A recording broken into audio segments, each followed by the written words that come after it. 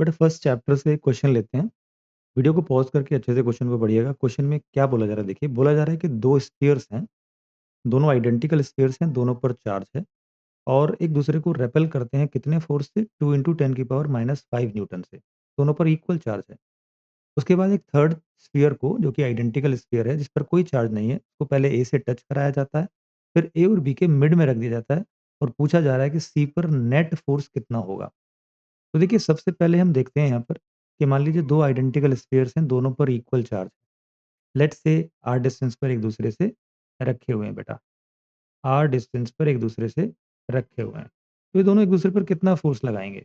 यानी A B पर या बी ए पर कितना फ़ोर्स लगाएगा, जिसको हम कह सकते हैं एफ ए बी और एफ बी ए।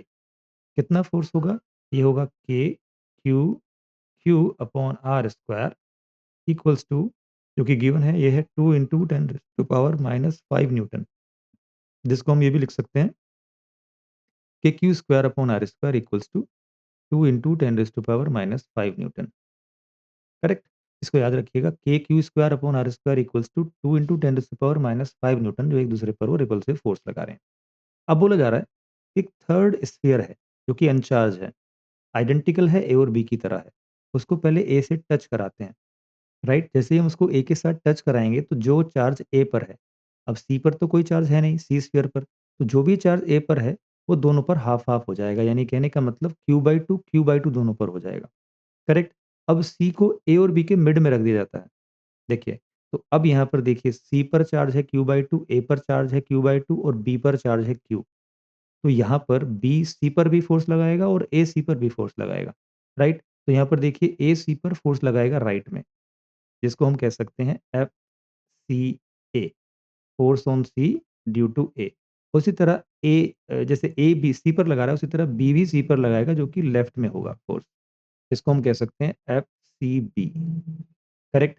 पहले ए बी पर कितना फोर्स लगा रहा था या बी ए पर कितना फोर्स लगा रहा था बेटा? वो था A F A B equal to F B A, याद कीजिए, जिसको हमने बोला था के Q square upon are square, जिसकी वैल्यू यहाँ पर गिवन है, वो है 2 into 10 raise to power -5 newton. अभी सी पर कितना नेट फ़ोर्स होगा?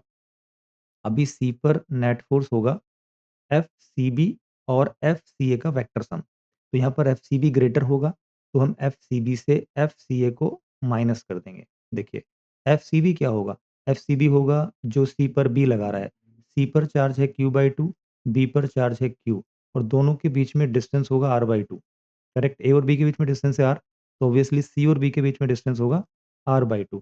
तो फॉर्मूले के अकॉर्डिंग ये हो जाएगा के क्यू/2, जो कि सी पर चार्ज है, इंटू जो बी पर चार्ज है क्यू, अपॉन दोनों के बीच में सेपरेशन कितना है देखिए r/2, तो हम इसका r स्क्वायर कर देंगे, यहाँ पर r/2 का स्क्वायर कर देंगे, माइनस।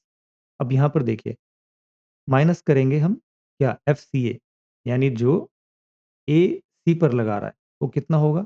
देखिए, ए पर चार्ज है क्यू/2 और सी पर भी चार्ज है क्यू/2, दोनों के बीच में डिस्टेंस होगा r/2। करेक्ट?